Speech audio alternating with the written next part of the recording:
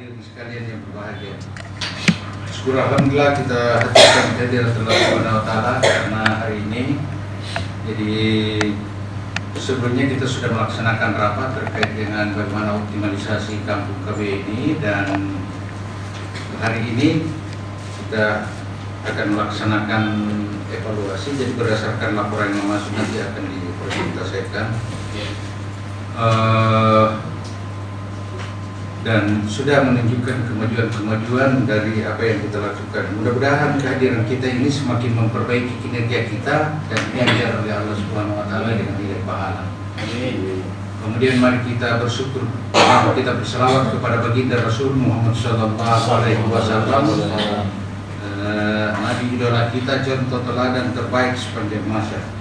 Selanjutnya bahwa di Kepres Impres nomor 3 tahun 2022 tentang optimalisasi penyelenggaraan kampung keluarga berkualitas, ya, jadi ini ada perubahan. Jadi kalau dulu itu kampung KB, nah sekarang itu ada perubahan nomenklatur. Kenapa? Karena begitu kita bicara KB, maka mungkin yang terpatri di hati masyarakat itu identik dengan kondom, suntikan, vaksin, dan lain-lain sebagainya. Padahal sebenarnya dasar daripada pembentukan ini bahwa di sana kita menginginkan bahwa 8 fungsi keluarga itu bisa jalan, sehingga diharapkan ada integrasi di dalam penyelenggaraan program itu. Makanya itu dimulai dari fungsi agama sampai kepada fungsi lingkungan. Harus mereka berperan di samping memang secara internal, ya ada empat masalah, hal yang menjadi titik perhatian kita. Yang pertama masalah kependudukan, kedua keluarga berencana, ketiga ketahanan keluarga dan pemberdayaan keluarga, kemudian keempat kegiatan, ya ini ada 4 ya, termasuk kegiatan lintas sektor. Jadi kita berharap nanti ada kegiatan di kampung KB ini. Di Bonto Sikui, kalau saya tidak salah, biasanya dipanggil penyuluhnya untuk kegiatan keagamaan. Sayangnya ini memang ada perubahan. Kalau sebelumnya itu kampung KB memang didanai, diberi transport, makan minum, dan ada narasumber. Jadi kalau misalnya butuh penyuluhan agama, misalnya masalah agama, itu kita bisa masuk di situ. Masalah pertanian, masuk pertanian, dan lain-lain sebagainya. Dia bisa mengisi kegiatan di kampung KB ini. Cuma memang seiring dengan perjalanan waktu, karena namanya itu tahap pembelajaran, proses pembelajaran, sehingga tidak lagi seperti itu. Yang ditanggung hanya tinggal makan minumnya, dan lain-lain. Diharapkan bahwa bisa OPD lintas sektor secara mandiri melakukan kegiatan ini. Itu ya selentingan daripada hal-hal penting yang terkait dengan kampung KB. Ya, saya rasa ini selaku pengantar kita hari ini, pengantar rapat atau pertemuan kita, dan untuk abdannya acara kita pada hari ini, mari kita buka dengan mengucapkan Bismillahirrahmanirrahim. Selanjutnya kami memohon kepada Pak Asisten 1 untuk memberikan arahan, bimbingan, petunjuk terkait dengan pertemuan kita hari ini. Dengan hormat disilakan. Bismillahirrahmanirrahim. Assalamualaikum warahmatullahi wabarakatuh. Sebelum saya minta sambutan dari Bapak Bupati, terlebih dahulu mohon maaf beliau karena sedianya akan memimpin kita, tetapi diamanahkan kepada saya untuk diwakili. Ada kegiatan yang sangat mendesak bagi dia sampai saya diberikan amanah untuk membacakan sambutan. Kemudian ya saya selalu teringat bahwa kondisi daripada kita ini di masyarakat Selayar utamanya, kalau ini program KB tidak berhasil, maka kita kira-kira dampaknya bagaimana? Seperti kalau kita berpikir ke negara-negara di luar Indonesia, di luar Indonesia kayak Cina, ya, India, itu begitu repot dalam jumlah penduduk yang besar. Nah, kita ini mending, utamanya kalau Selayar. Nah, kalau Jakarta kan sudah padat, namun kita di Selayar ini semestinya perlunya kita dapat bagaimana supaya KB itu bisa terrealisasi. Yang saya hormati Kepala Dinas Pemberdayaan Perempuan yang kami ini panjang sekali, jadi saya tidak sempat. DP3A P2KB, luar biasa, yang terpanjang namanya, sama dengan nama saya ini. Yang saya hormati Kepala Dinas atau Kepala OPD yang sempat hadir atau yang mewakili, kemudian dari Kakak Kemenang yang diwakili, dan hadirin yang sempat hadir yang tidak mampu saya sebut satu persatu. Assalamualaikum warahmatullahi wabarakatuh. Selamat pagi dan salam sejahtera untuk kita sekalian.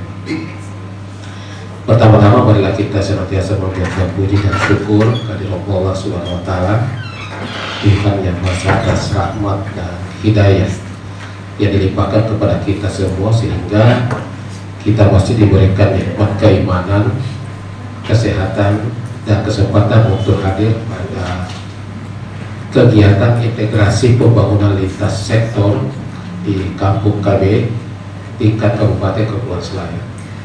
Salawat dan salam kita kirimkan kepada junjungan kita Nabi besar Muhammad Sallallahu Alaihi Wasallam, Nabi yang telah membawa kita dari alam jahiliyah ke alam yang penuh peradaban.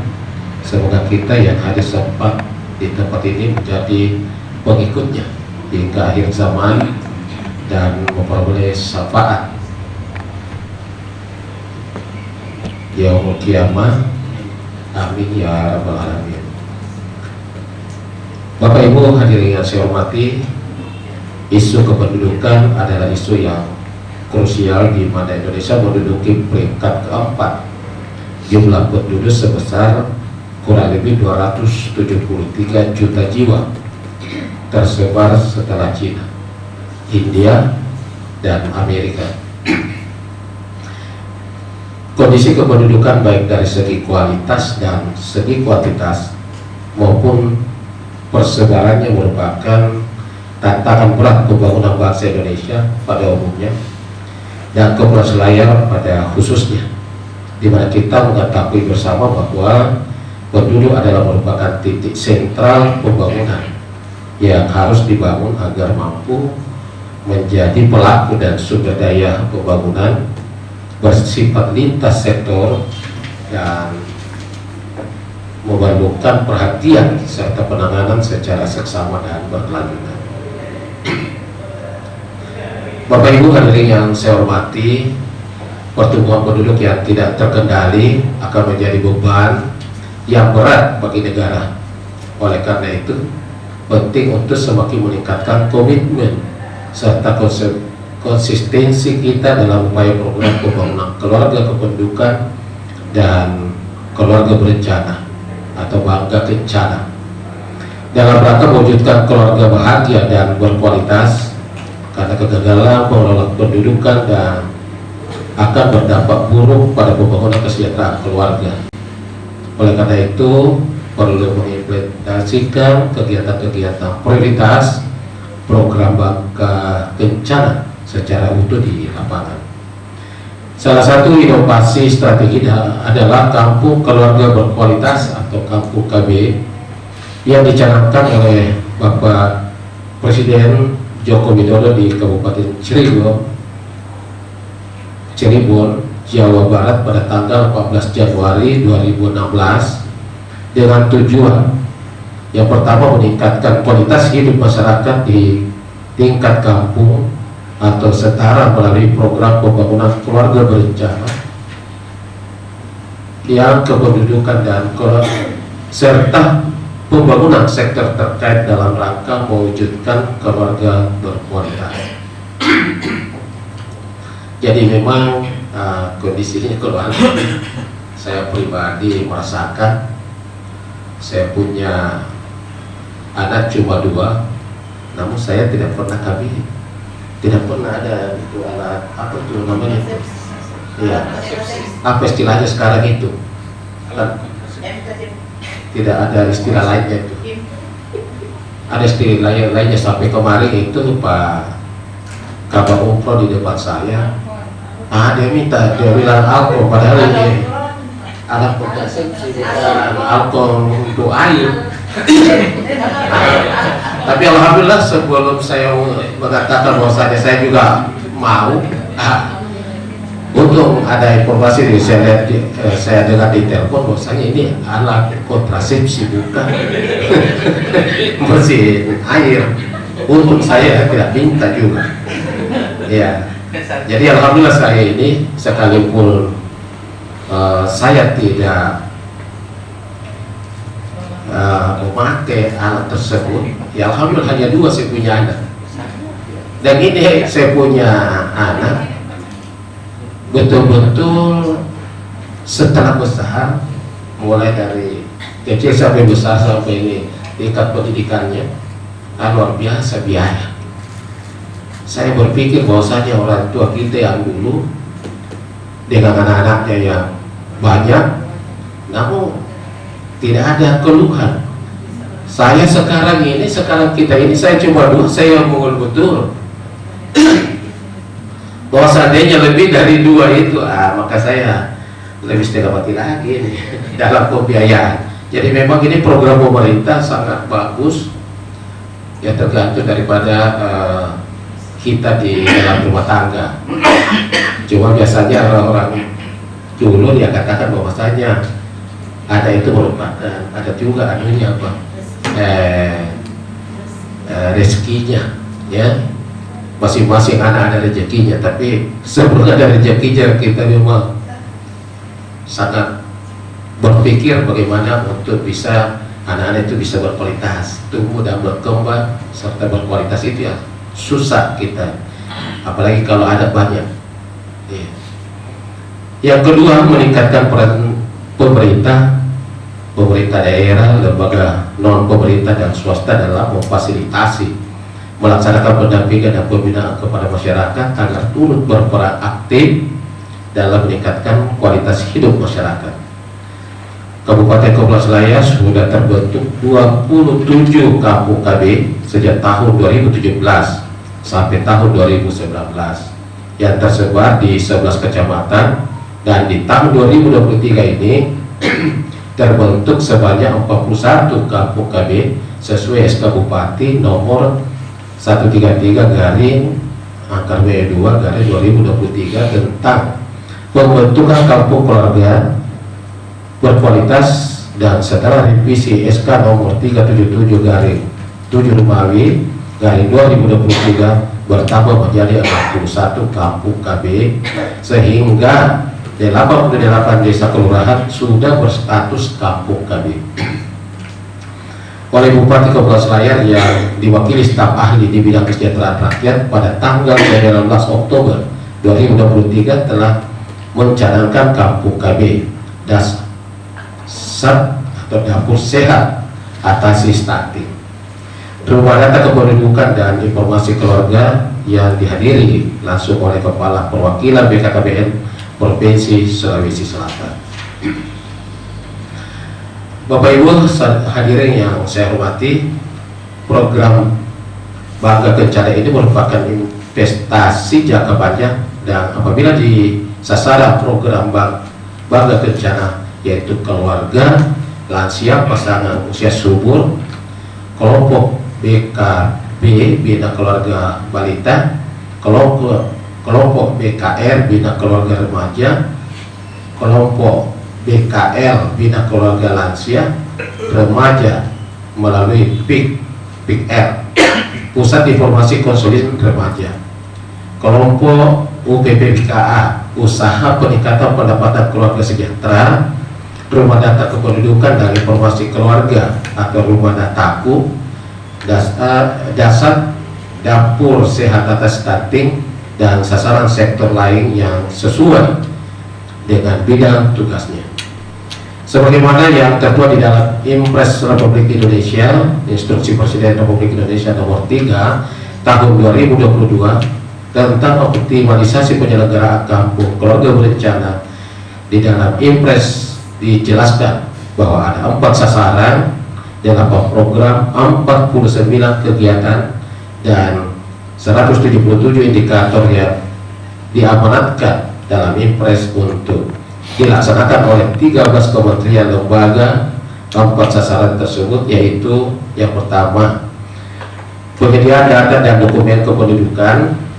Keempat sasaran inilah yang dituangkan ke dalam 8 program mencakup penyediaan data dan dokumen kependudukan, penguatan advokasi dalam kermas dan komunikasi, perubahan perilaku masyarakat, bersumber daya masyarakat, pendampingan dan pelayanan pada keluarga dengan risiko stunting, peningkatan cakupan dan akses pendidikan, peningkatan layanan jaminan dan perlindungan sosial pada keluarga dan masyarakat miskin dan rentan, pemberdayaan ekonomi keluarga dan penataan lingkungan. Kemudian 8 program inilah yang melahirkan 49 kegiatan dan 77 indikator. 4 sasaran, 8 program, 49 kegiatan dan 77 indikator inilah yang perlu kita monitori dan evaluasi penyelenggaraannya di kampung kami sesuai dengan yang diamanatkan pada Impres tersebut. Apabila hal tersebut diimplementasikan dengan baik, maka nantinya akan terbentuk keluarga yang berkualitas. Keluarga berkualitas merupakan embrio dan kerangka untuk menjadi negara yang hebat dan kuat. Bapak Ibu hadirin yang saya hormati, pada akhirnya kami berharap agar penyelenggaraan kampung keluarga berkualitas dapat dilaksanakan secara terintegrasi dan konvergen sesuai dengan tugas, fungsi dan kewenangan masing-masing sebagaimana tercantum dalam lampiran Impres nomor 3 tahun 2022. Program ini dapat berjalan dengan baik tentunya tidak terlepas dukungan dari pemerintah kabupaten, kecamatan, desa, kelurahan, PKK, PKB, PLKB, kader institusi, masyarakat pedesaan, PPKBD dan sub PPKBD, kader, tokoh adat, masyarakat dan tokoh agama, serta semua elemen masyarakat. Demikian yang saya sampaikan dengan ucapan Bismillahirrahmanirrahim. Kegiatan integrasi pembangunan lintas sektor di kampung KB saya nyatakan dibuka dengan resmi. Wabillahi taufiq wal hidayah. Wassalamualaikum warahmatullahi wabarakatuh. Bupati Kepulauan Selayar Haji Muhammad Basri Ali cap di tanda tangan. Sebelumnya itu memang banyak yang tidak mengisi dan alhamdulillah setelah ini setelah saya perhatikan sudah banyak yang mengisi, artinya ada manfaatnya kita punya rapat dan ini nanti akan dilaporkan ke Kementerian Dalam Negeri kalau saya tidak salah ingat seperti itu. Nah, kemudian kegiatan ini memang sangat strategis dan penting sehingga sampai muncul instruksi Presiden di mana diharapkan bahwa kampung KB ini sebagai role model pelaksanaan kegiatan pembangunan. Bahkan dulu ini sebelumnya ini ada namanya Bangga Sukadesa. Itu semuanya role model dalam pengembangan desa. Dan ada 4 indikator seperti yang disampaikan tadi. Ada 4 hal yang menjadi syarat, yaitu penyediaan data dan dokumen kependudukan, kemudian perubahan sikap dan perilaku, kemudian peningkatan cakupan layanan dan rujukan pada keluarga dan penataan lingkungan. Jadi ini 4 hal ini, kemudian ya saya pakai lagi kacamata itu, saya juga tidak ada lagi. Ya, jadi baik, kami akan sampaikan bahwa untuk DP3A ada 3 sasaran, yaitu penyediaan data dan dokumen kependudukan, kemudian yang kedua perubahan sikap dan perilaku, ketiga peningkatan cakupan dan layanan kebijakan. Kemudian selanjutnya dinas kependudukan dan catatan sipil, sasarannya itu penyediaan data dan dokumen kependudukan. Ini juga mungkin sudah terisi, nah, saya belum perhatikan dari poin per poin. Kemudian Kementerian Agama, sasarannya yaitu perubahan sikap dan perilaku dan peningkatan cakupan layanan dan rujukan pada keluarga. Mungkin ini terkait dengan perkawinan anak, ini juga menjadi perhatiannya. Kemudian untuk dinas kesehatan, 3 sasarannya yaitu perubahan perilaku, kegiatan cakupan layanan dan rujukan pada keluarga. Kemudian yang ketiga adalah penataan lingkungan keluarga dan masyarakat. Kemudian dinas sosial, 1 sasaran yaitu peningkatan cakupan layanan dan dukungan pada keluarga. Kemudian pemuda dan olahraga, dinas ya, yaitu peningkatan cakupan layanan dan rujukan pada keluarga. Ini sudah ada. Jadi ini nanti kemudian ada semua sekitar itu, isinya saja yang berbeda-beda. Bagaimana caranya memberikan layanan kepada keluarga yang berbeda-beda, tentu sesuai dengan bidang tugas masing-masing. Nah, ini sudah ada laporan yang masuk, dan nanti supaya jelas ini di mana yang kurangnya nanti akan dipresentasikan atau dibacakan oleh ibu kami. Dengan hormat kami silakan. Baiklah, kami akan menyampaikan lampiran dari Impres nomor 3 tentang optimalisasi penyelenggaraan kampung keluarga berkualitas, yaitu Impres nomor 3 tahun 2022, di mana di dalam Impres ini ada 13 kementerian yang terlibat di dalamnya, termasuk kemudian ditambah dengan bupati, wali kota, dan gubernur. Dan di dalam Impres ini ada 4 sasaran yang harus kita kerjakan bersama. Kemudian ada 8 program, 49 kegiatan, dan 77 indikator.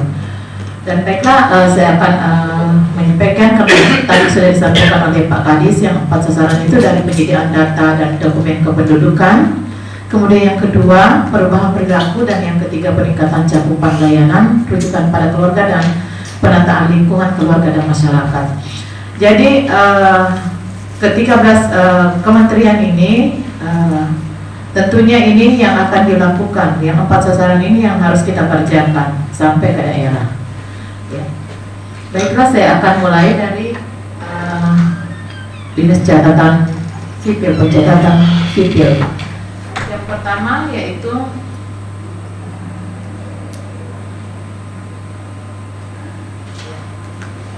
ini dinas kependudukan dan catatan sipil. Sasaran kegiatannya yaitu penyediaan data dan dokumen kependudukan, ya. Programnya penyediaan data dan dokumen kependudukan itu di tahun 2021 82,86, dan di tahun 2022 92,56%. Alhamdulillah untuk capaian dari dinas capil ini sangat bagus untuk cakupan kepemilikan akta kelahiran pada usia 0 sampai 17 tahun. Kemudian persentase cakupan kepemilikan buku nikah, akta perkawinan pada semua pasangan yang perkawinannya tercatat. Dan ini disampaikan kemarin pada Pertemuan kedua, bahwasanya yang tercatat di Capil yaitu yang non muslim ya Bu ya. Iya. Kalau untuk data untuk data muslim ada di KUA. Iya. Ini 20 kutipan. Saya nggak ngerti nih Bu. 20 kutipan. Artinya, ya. Jadi capaian 2021 1 kutipan dari 5 kutipan untuk tahun 2022. Kemudian untuk cakupan akta kematian diterbitkan ya sudah ada 81 untuk 2021 ini sangat bagus capaiannya, kemudian 100% di tahun 2022. Kalau misalkan ada yang salah bisa diklarifikasi Bu. Sudah cocok Bu? Iya. Ya, karena ini data dari capaian yang kami bagikan. Ini untuk capil satu sasaran saja, yaitu penyediaan data dan dokumen kependudukan. Saya masuk di Dinas Kesehatan, ya. Perubahan perilaku, programnya penguatan advokasi dan gerakan masyarakat hidup sehat Germas dan komunikasi perubahan perilaku masyarakat. Kegiatannya yaitu program gerakan masyarakat hidup sehat atau Germas. Ini indikatornya presentasi kabupaten kota yang menerapkan kebijakan Germas. Ini untuk 2021 1, 2022, 2023 1. Betul Pak? Kemudian presentasi kabupaten yang melaksanakan pembinaan pos pelayanan terpadu posyandu aktif. Ini programnya peningkatan akses pelayanan kesehatan termasuk KB dan kesehatan reproduksi. Kegiatannya edukasi kesehatan ibu hamil, bayi berusia di bawah 5 tahun, remaja dan lansia. Kemudian indikatornya jumlah desa kelurahan yang memiliki posyandu remaja aktif. Ini data yang kami dapat Pak, tahun 2023, 14 desa dari puskesmas. Posyandu remaja. Betul Pak? Iya. Yang sebelumnya di tahun 2022 belum bisa mengisi dari apa yang telah kami berikan. Saya kira itu Pak. Makasih Pak. Kemudian saya beralih ke Kemenak. Ya.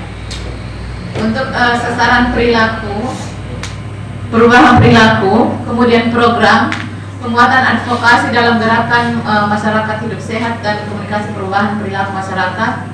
Ini kegiatannya yaitu bimbingan calon pengantin.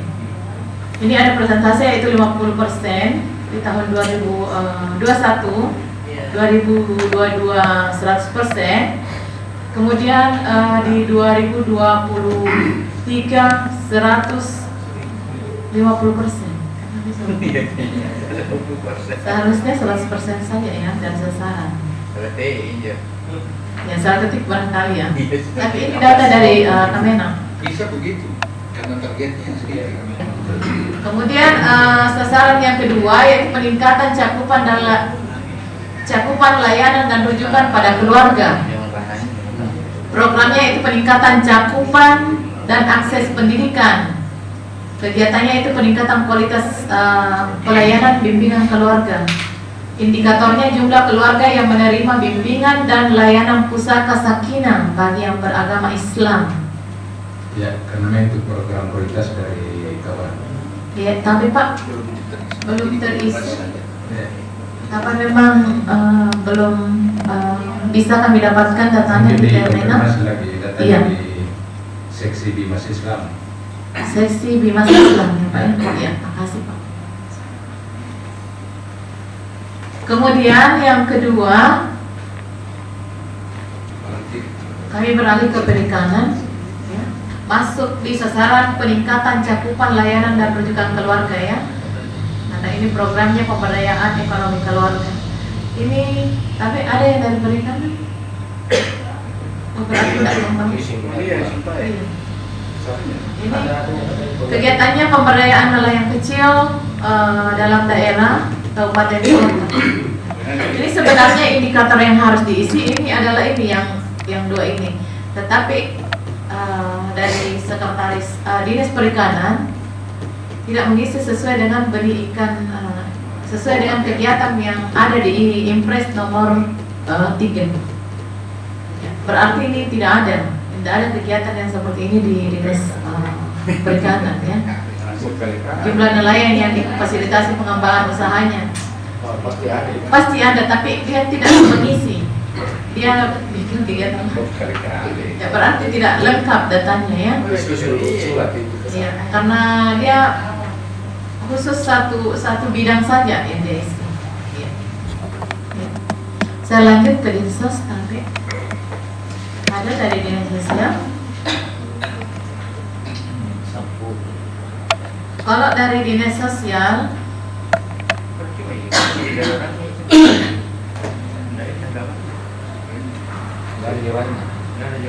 ya, sasaran peningkatan cakupan layanan dan rujukan pada keluarga. Ya. Ini saya langsung saja, tidak usah saya baca program kegiatan dan langsung saja ke indikator ya. Jumlah kabupaten kota yang menyelenggarakan Puskesos SLRT 1 ya, sampai tahun 2023. Ya, tidak ada yang tidak ada. Saya lanjut saja ya. Dinas Pendidikan juga tidak hadir. Kemudian dari UMKM. Ya.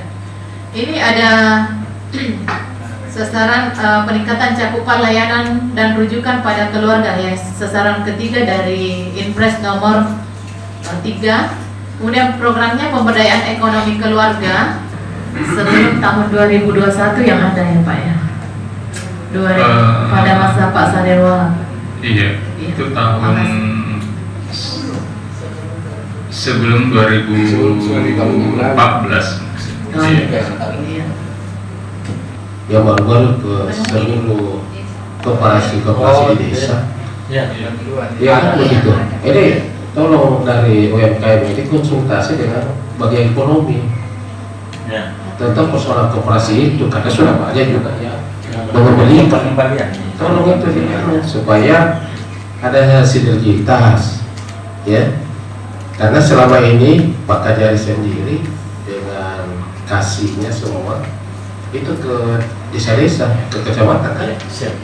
Jadi tolong ya, karena kita mengeluarkan dana, mengeluarkan dana, ya, konsultasi dengan bagian ekonomi, karena bagian ekonomi yang sebagai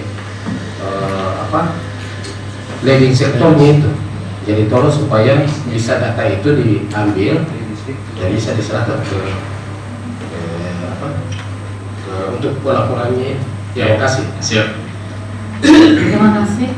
Saya lanjut untuk kegiatan yang kedua, promosi dan pemasaran koperasi dan UMKM. Ya, indikator jumlah KUKM mitra yang terlayani.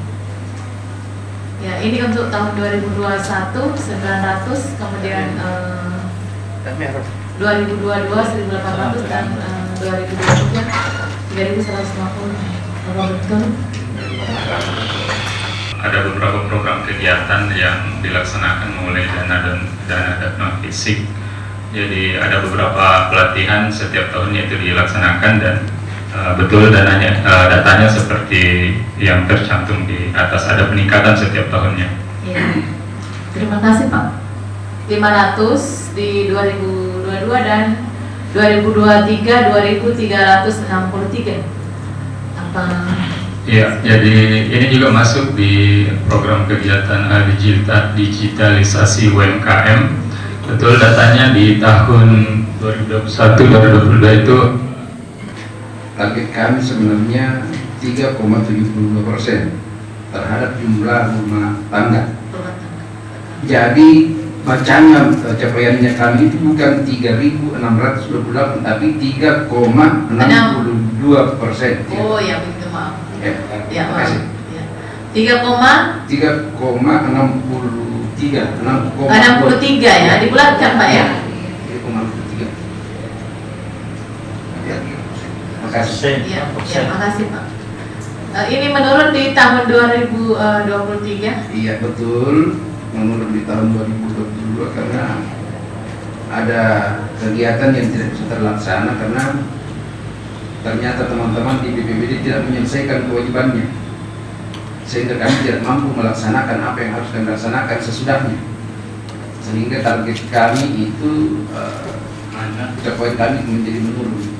Hanya dari target 5,9% itu tinggal 1,19%-nya, 1,15%. Karena perbaikan rumah korban banjir Jambe tidak bisa dilaksanakan. Kemudian dana alokasi khusus untuk Kabupaten Selayar juga sudah tidak dapat di tahun 2022. Iya. Sehingga target kami itu tidak bisa tercapai. Terima kasih. Ya, makasih Pak. Jadi begini, kalaupun ada informasi seperti itu tolong diberikan datanya. Dalam artian bahwasanya kondisinya pada saat itu adalah begini, supaya dalam pelaporan itu bisa dimengerti siapa yang membacanya, ya kan? Karena tidak ada, walaupun tidak ada datanya berapa persen, tetapi itu kan ada semacam di keterangan bahwasanya kondisinya setiap persen ada kondisinya demikian. Terima kasih Pak Asisten. Jadi barangkali kami butuh bikinkan narasi lagi untuk kami. Ya, terima kasih Pak Asisten. Ini yang terakhir untuk Dinas BKKBN atau Dinas Pemberdayaan Perempuan, Perlindungan Anak, Pengendalian Penduduk dan Keluarga Berencana. Ya. Jadi untuk DP3AP2KB yaitu penyediaan data dan dokumen kependudukan, programnya penyediaan data dan dokumen kependudukan. Kegiatannya yaitu rumah data kependudukan dan rumah 5 rumah data apung. Karena ini yang terbentuk sampai tahun 2019, 27 ini baru terbentuk Pak 61 sekedar informasi. Jadi 5 rumah data apung yang terbentuk. Ini yang jadi kendala di kami Pak Asisten, perlu kami informasikan. Kemudian perlu kami informasikan juga ke yang mewakili kecamatan. Ini kami tidak ada sarana tidak ada bangunan yang kami bisa pakai di desa. Karena ini rumah data aku ini ada di semua desa. Cuma yang terkendala di kami. Nanti diharapkan dia bisa digitalisasi, di mana di situ ada server. Cuma memang pengisiannya itu bisa bikin data KB juga lah, dari sektor ada di situ. Kalau dulu itu, ada apa lagi namanya itu yang dulu itu data yang banyak itu di desa. Data potensi itu termasuk di dalamnya itu dan itu mobile. Dan itu kita harapkan nanti itu berhubungan dengan server karena menuju satu data di Kominfo. Ini jangka panjangnya ini. Nah, itu barangkali ini salah satu yang menyebabkan desa Bontosumbu dapat mobil barangkali karena satu-satunya desa yang memang permanen digitalisasi, bisa naik. Yang satu-satunya yang permanen bangunannya itu desa Bontosumbu untuk rumah data dan ini kegiatan ini menjadi model di Jawa. Jadi rata-rata di Jawa itu desanya sudah seperti ini, bahkan dia sudah menggunakan digitalisasi. Nah harapan kita itu seperti itu, sebenarnya itu yang diharapkan kan kita pernah sekali parkir saja. Cuma kan kita ada alat ya, makanya untuk langkah pertama paling tidak langkah pertama ada ruangan, di mana di dalam ruangan itu terhimpun data-data yang minimal dia walaupun tidak berhubungan dengan internet atau mengakses ada di laptop, di mana itu memang datanya mobile. Maksudnya ada perubahan setiap saat. Jadi tidak kayak dulu data potensi itu dari tahun ke tahun itu saja tidak ada perubahan. Ada taruhlah misalnya penduduk yang lahir mati datang pindah, itu saja tidak berubah. Apalagi misalnya pohon kelapa, berapa yang misalnya sudah ditebang. Nah ini maksudnya ini sebenarnya di desa itu sudah ada data yang tersedia dan itu bisa dijadikan sebagai alat pengambilan keputusan dalam rangka mendesain program di desa. Ini maksudnya ini. Cuma memang ini memang idenya cepat. Cuma kita punya lari memang lambat. Tidak bisa karena memang keterbatasan kita harus sadari bahwa kita terbatas. Tapi paling tidak itu sudah ada ruangan dan sudah ada pengumpulan data. Karena ini mau tidak mau kita akan menuju satu data. Dan harapan kita ke depan itu di Kominfo, ibaratnya dia rumah besar, itu ada kamar-kamar. Masing-masing ada kamarnya. Kita ada kamar untuk data kita dari DP3A, dari Departemen Agama juga ada datanya. Itu masuk nanti semua di rumah besar itu. Ini dalam artian bahwa kalau kita menuju satu data, sehingga begitu kita cari data, datanya tidak berbeda. Langsung ke sumber di Kominfo. Itu saja pandangannya, dan paling tidak kita sudah memulai itu dengan mengumpulkan data dan ada satuan. Terima kasih. Ya, saya tambahkan barangkali Bu bahwa untuk lebih efektifnya ini barangkali dari pihak pemberdayaan perempuan bisa kita adakan rapat diundang semua kepala semua camat dan PMD. Jadi tentukan kira-kira apa kemudian kita bicarakan itu. Dan saya lihat itu biasanya di desa ada beberapa bangunan yang memang kosong. Cuma barangkali belum ada semacam pemikiran bahwasanya kondisinya tidak akan dikasih begini. Dia tidak tahu itu.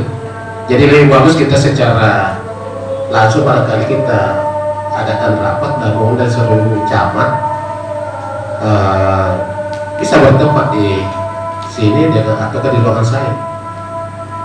Kita undang juga PMD supaya bisa berkolaborasi, karena camat desa itu di bawah naungan PMD. Ya, jadi itu barangkali karena data-data seperti ini yang semestinya harus kita isi dan harus ada begitu. Ya, terima kasih.